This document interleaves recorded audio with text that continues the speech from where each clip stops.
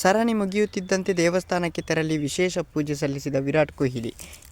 ಎಲ್ಲರಿಗೂ ಗಿರ್ಮಿ Kannada TV YouTube ಚಾನಲ್ಗೆ ಸ್ವಾಗತ ಅಂತ ಹೇಳ್ತಾ ಶುರು ಮಾಡೋಕ್ಕಿಂತ ಮೊದಲು ಯಾರೆಲ್ಲ ನಮ್ಮ ಯೂಟ್ಯೂಬ್ ಚಾನಲ್ ಮೊದಲು ನೋಡ್ತಿದ್ರಿ ಅವರೆಲ್ಲ ಸಬ್ಸ್ಕ್ರೈಬ್ ಮಾಡ್ಕೊಳ್ಳಿ ಮತ್ತು ಅಲ್ಲಿ ಪಕ್ಕದಲ್ಲಿರೋ ಬೆಲ್ಲಕ್ಕನ್ನು ಪ್ರೆಸ್ ಮಾಡಿ. ವಿಶಾಖಪಟ್ಟಣದಲ್ಲಿ ನಡೆದ ಸೌತ್ ಆಫ್ರಿಕಾ ವಿರುದ್ಧದ 3ನೇ ಪಂದ್ಯ ಗೆದ್ದು ಒಂದು ದಿನದ ನಂತರ team India star batsman Virat Kohli ಸಿಂಹಾಚಲದಲ್ಲಿರುವ ಶ್ರೀ ವರಾಹಲಕ್ಷ್ಮಿ ನರಸಿಂಹಸ್ವಾಮಿ ದೇವಸ್ಥಾನಕ್ಕೆ ಭೇಟಿ ನೀಡಿ ವಿಶೇಷ ಪ್ರಾರ್ಥನೆ ಸಲ್ಲಿಸಿದ್ದಾರೆ.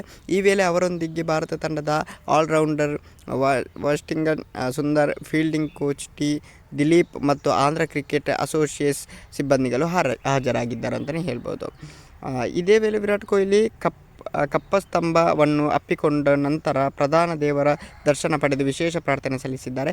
ದರ್ಶನ ನಂತರ ವೇದ ವಿದ್ವಾಂಸರ ಸಂದರ್ಶನಗಳಿಗೆ ವೇದ ಆಶೀರ್ವಚನ ವೇದ ಮಂತ್ರಗಳೊಂದಿಗೆ ಆಶೀರ್ವದಿಸಿದ್ದಾರೆ ಅಂತ ಹೇಳ್ಬೋದು.